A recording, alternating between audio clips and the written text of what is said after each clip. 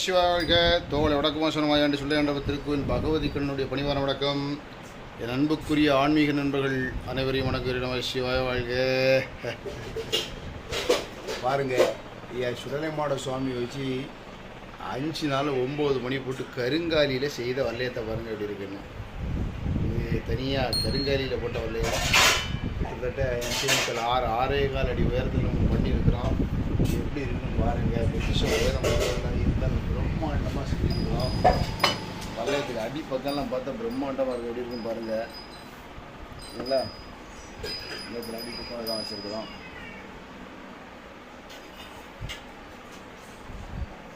இதுதான் வல்லையம்.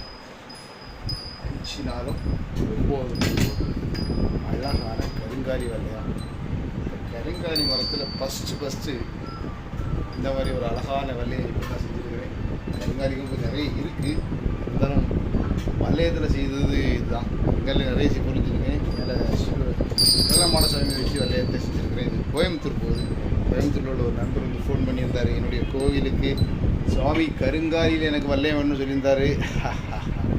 பண்ணியிருக்கிறேன். எப்படி இருக்குன்னு பாருங்கள். அவசியம் வாழ்க்கை.